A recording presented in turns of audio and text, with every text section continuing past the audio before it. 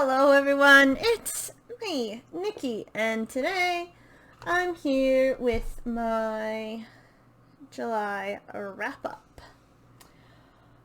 I've got my little notebook where I wrote all my notes down. I tried to make it like a bullet journal type thing, but I don't know how well that turned out since I don't have a lot of stuff. So actually the first book I'm going to talk about, I finished before I made the journal.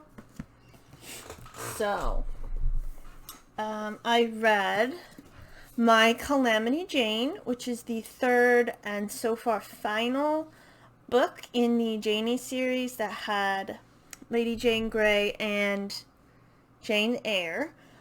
They're writing another series about Marys, and that is going to include Queen Mary from the book about Lady Jane Grey, so that would be like a sequel. Anyway, this is about Calamity Jane. And Frank Butler and Annie Oakley. They are all real people. Frank Butler and Annie married in real life. And I believe, I'm not 100% sure about Calamity Jane being in Buffalo Bill's show, but I believe Frank and Annie were. So first off, let me say, I love Westerns. I love the genre. I mean, it's completely racist, but I love it. The newer Westerns aren't so racist. The new Magnificent Seven, perfection. Anyway, I also really love Wild Bill Hickok, who is in this book, and this is important because I know a lot about Wild Bill Hickok. I first fell in love with him watching Young Riders, where Thanos, what's his name? Josh Brolin played a young Wild Bill Hickok, and I was hooked. I was in it to win it. So I know everything about, I read like a bunch of biographies. His real name was James Butler Hickok. I do not know why he was called Wild Bill. There's probably in a biography. I think he was in the Pony Express in real life, but the Pony Express only lasted for like 18 months, so that doesn't count. He did know Buffalo Bill, who was in the Pony Express. I think Calamity Jane even said she was in the Pony Express, but nobody can prove that because Calamity Jane lied about a lot of things. So in real life, Wild Bill Hickok was a very fast shooter, and he was known for that, and everybody wanted to kill him for it. He never, ever, ever sat with his back to the door. He always sat with his back to the wall so he could watch people coming in. The only time he sat with his back to the door is when he was fucking murdered with aces and eights in his hand, the dead man's hand. And I'm like, oh my god, he knew his time was coming, because why would he do that? Anyway, that's important because Hickok and Buffalo Bill Cody are combined into one person. So it is not Buffalo Bill's Wild West show. I think it's I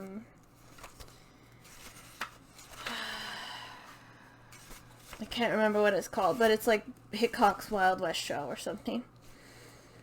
And in this, Frank is his adopted son, and they're werewolves. They hunt werewolves, and Calamity Jane, and I don't know if you've ever seen Deadwood, but what's the guy? The sheriff guy, who's his friend? Charlie Utter. They are also in Deadwood, and they were Hickok's friends in real life. And in this book, Jane is a teenager, or a young woman, and Butler's a young man and Annie Oakley's a young woman. And Annie wants to join the show so she can make money because she's a great shooter. And she outshoots Frank Butler, and he's totally impressed by that. And then, so they're hunting werewolves. Turns out Frank is a werewolf, and that's told pretty early on. And Calamity gets bitten and turns into a werewolf. So she thinks that because Wild Bill and Frank hunt werewolves, they're called garus, which I believe is the French name.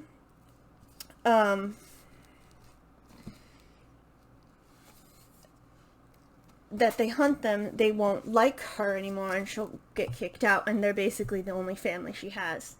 So she goes off to Deadwood because there is a rumor that Al Swearingen in Deadwood can cure your werewolfness. And there's also like a second plot line of Wild Bill trying to hunt the alpha. And that's how Jane gets bit, because they're looking for the alpha.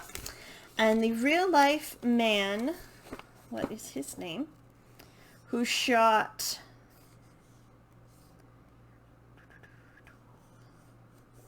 Hickok, McCall, is in this.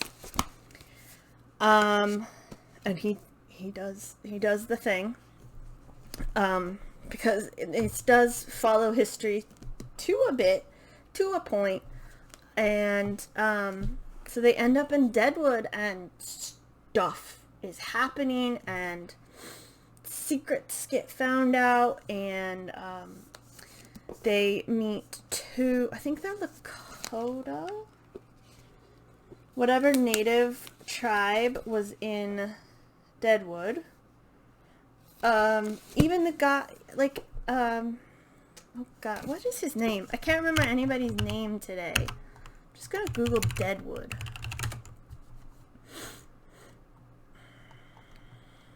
Because that way I can remember people's names. Seth Bullock is in it. I don't think he's the sheriff yet, but he is definitely the co-owner of the hardware store. I think Saul is mentioned. I think E.B. Farnham and A.W. Merrick are in this as well. There's also a character named, you meet her pretty early on. Oh gosh. If I could remember people's this, I should have made notes. Ugh, I should have made notes, but I didn't. There's a dog in it. The dog is fine. Nothing happens to the dog.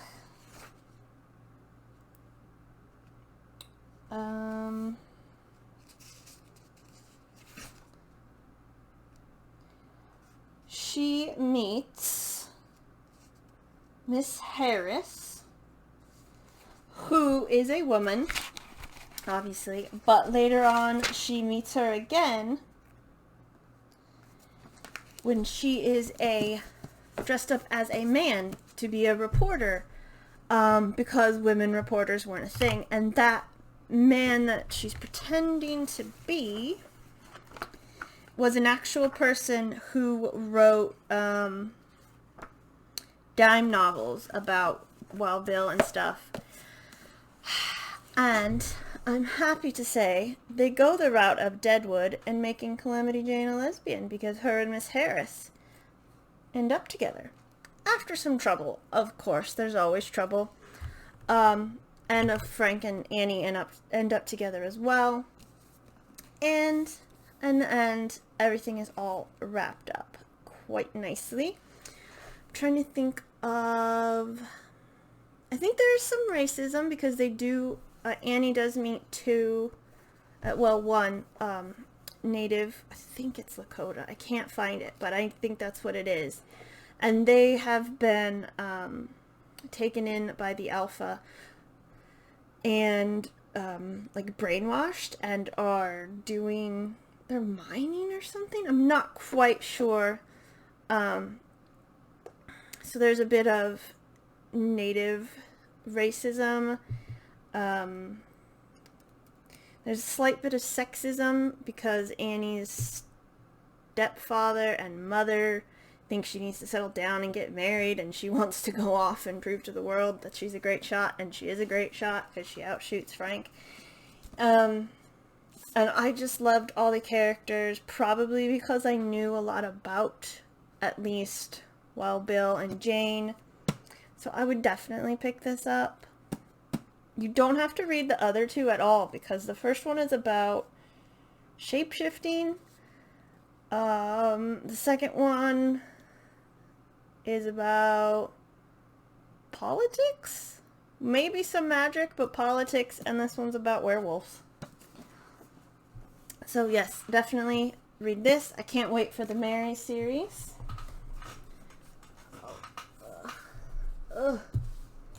And let me just move stuff around.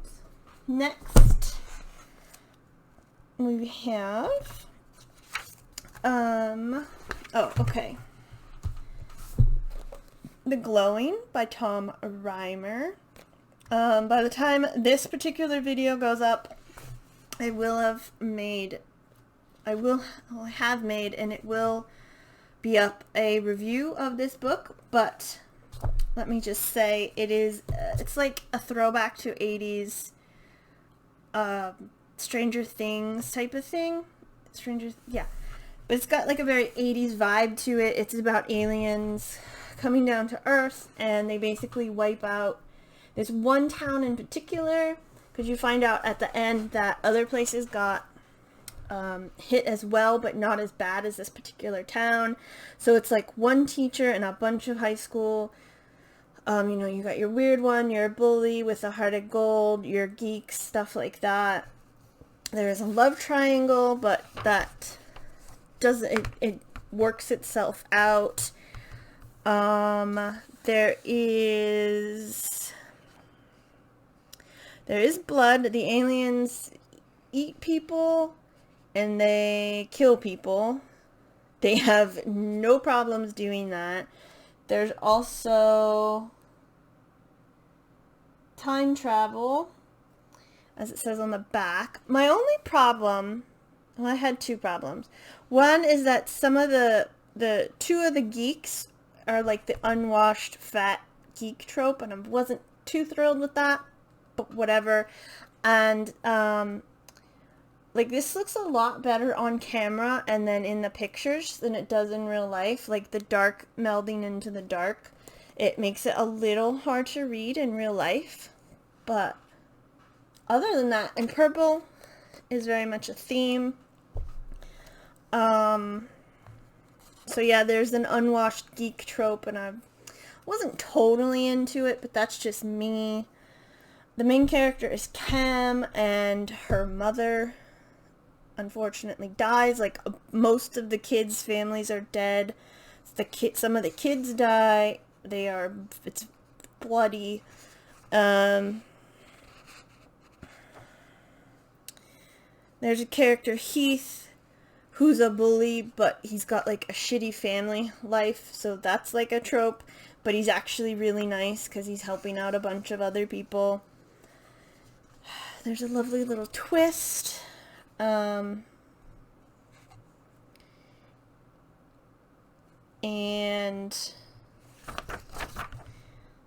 there is it's not a good ending because people die and it doesn't quite like, some of the ending is like, but the main group sort of gets out and leaves, and they find, like I said, that the rest of the world isn't so bad.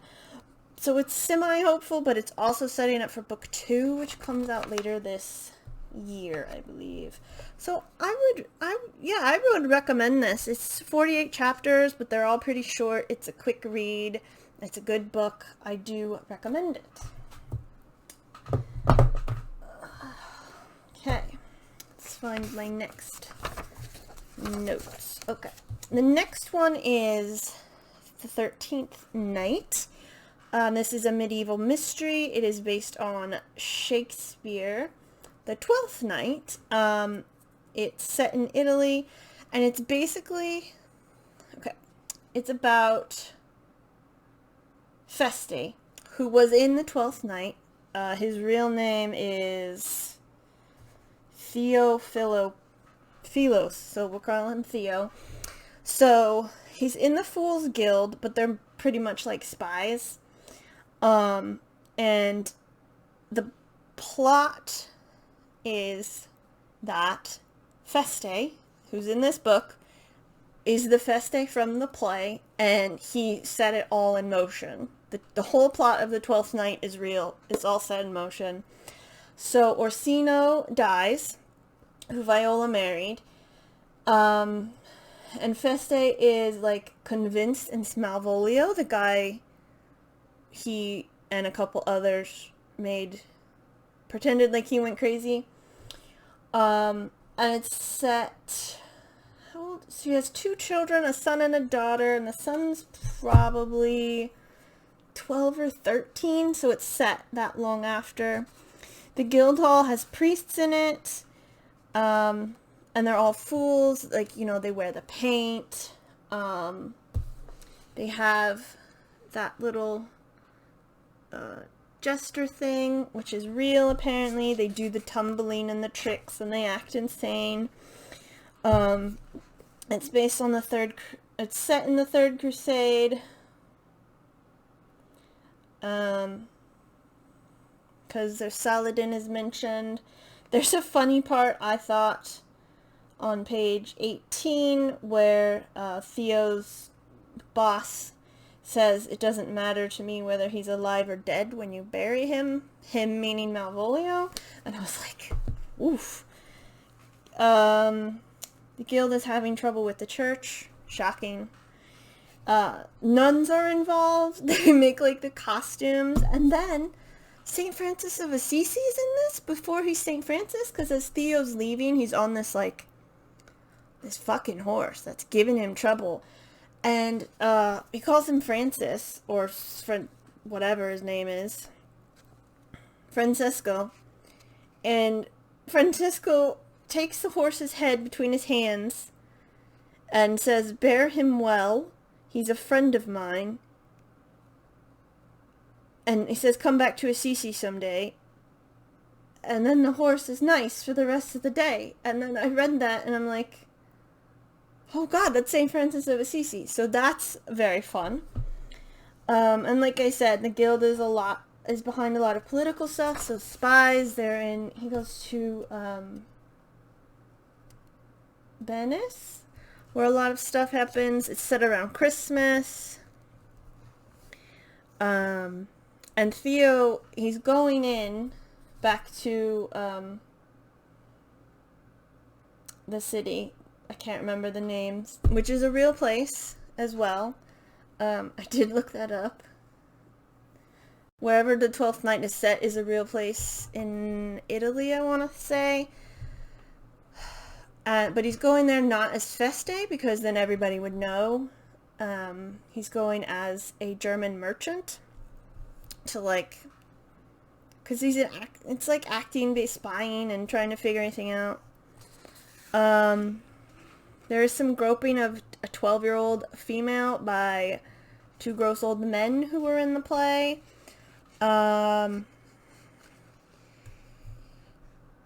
There's a captain of the city who is suspicious of Theo. And then basically every character who wasn't in the book could be Malvolio. And then there's some suspicious stuff, and how did I say how many pages it was? It's 17 pages. It's a pretty fast read. And another fool shows up because the father in charge said he was going to send one for backup, and the guild might have a traitor. They talk of white lead as poison, which is sort of what happened to Queen Elizabeth. And I really like that both Olivia and Viola are portrayed as smarter than the men, because Olivia is in charge because Sebastian, Viola's brother, is basically a drunk. There's alchemy, and one of the guys from the book, Sir Andrew, he drinks urine, and he's an alchemist, and he's skinny, but he fasts so he can be immortal. It's very strange. There's mention of a, let's see, on page 114, a Toledan gesture, and I can only assume it is that. There's a couple of twists, as you would suspect in a mystery. There is another murder, because there's always like another murder in these types of books. And there's a plot point that Theo tries to sober up because something happened before this, and he has been very drunk, and he's trying to fast.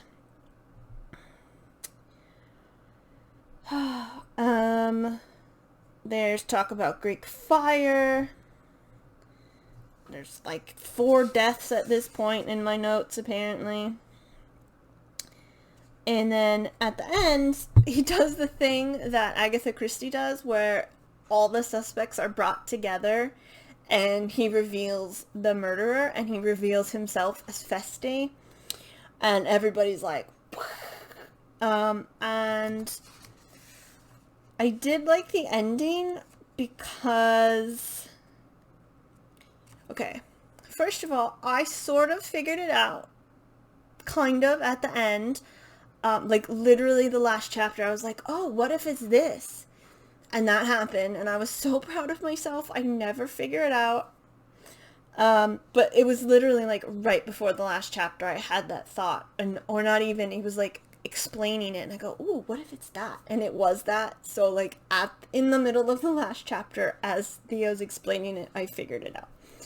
So, and then I do like that it ends with a fight between Malvolio and Theo, and Viola is in there as well, and it ends with Theo passing out, essentially, and that's it.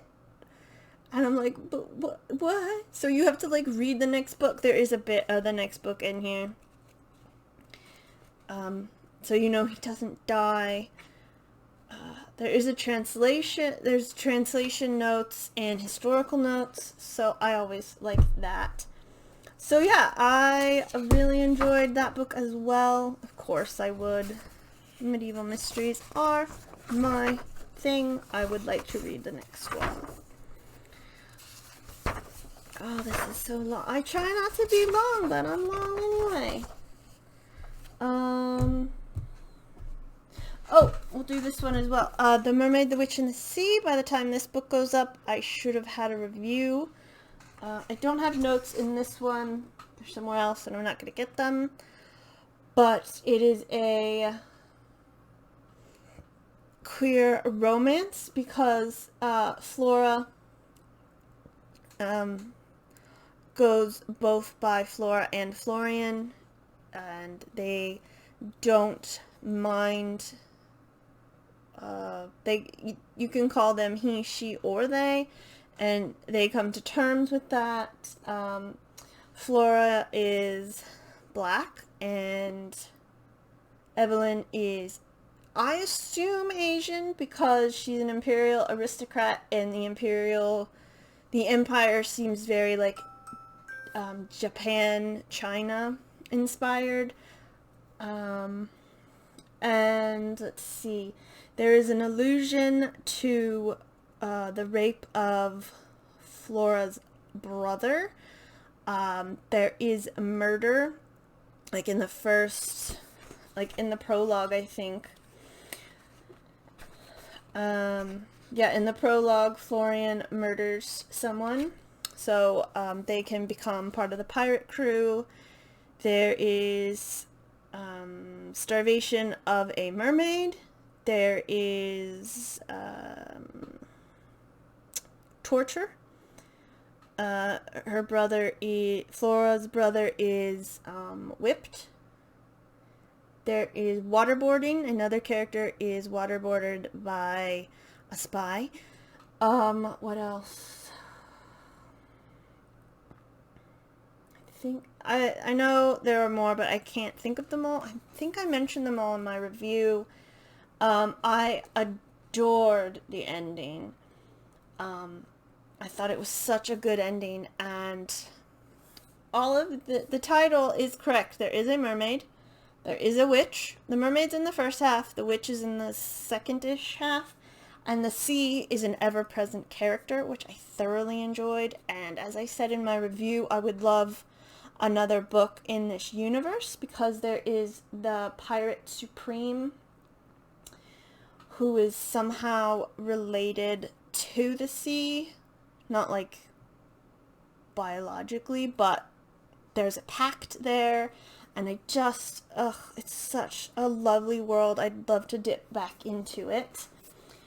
And the final book I read was The True Queen, a Sorcerer to the Crown novel. It is not a sequel, even though the main characters are in it.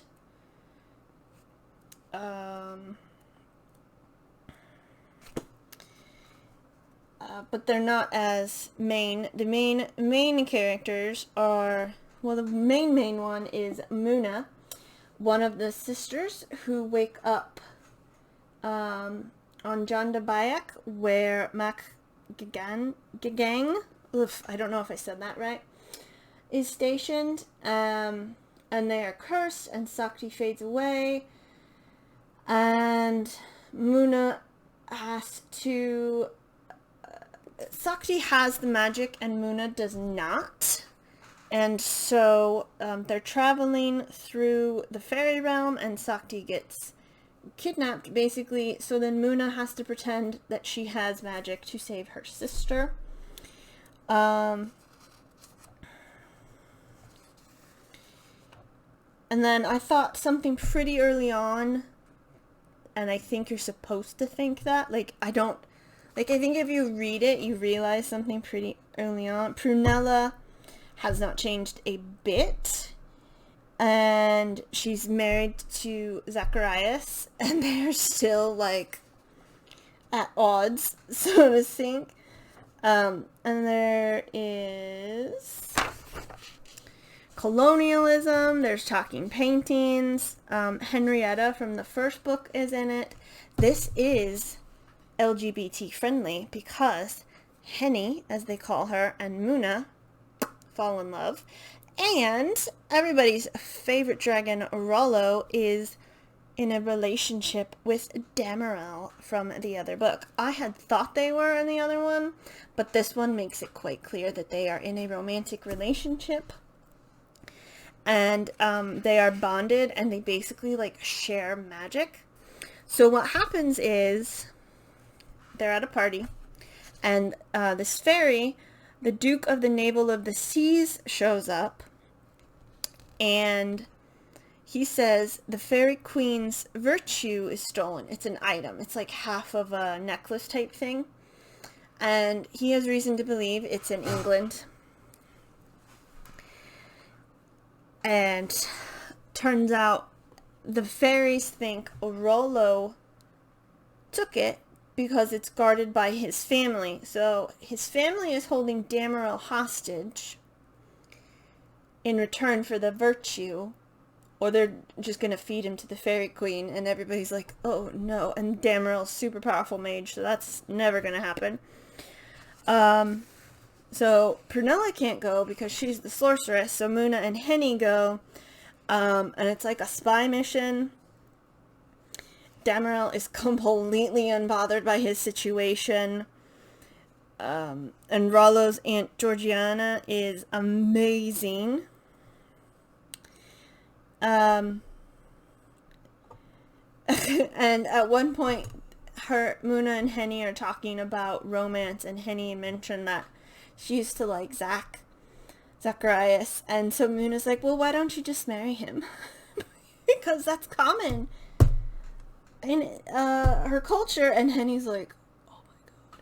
There's some stuff with Henny's family and her sisters who are amazing. And there's like scheming and stuff. I don't want to spoil it because it's such a good like ending when I put it together, and I think, like I said, you're supposed to put it together, and everybody else is like dumb about it, especially Muna. Muna is a fucking idiot at one point. She is dumb. She like figures out half of it, but not the rest of it, and it's like, yeah. But anyway, it ends happily. Her and Henny are together. Rollo and Damarel are together. It all works out in the end, and I definitely recommend it. And this has been going on way too long. And that's why I should take shorter notes, I suppose. But yes, that is what I read in July. Thank you very much for watching. I hope you enjoyed the video, and I hope you have a lovely day. Goodbye.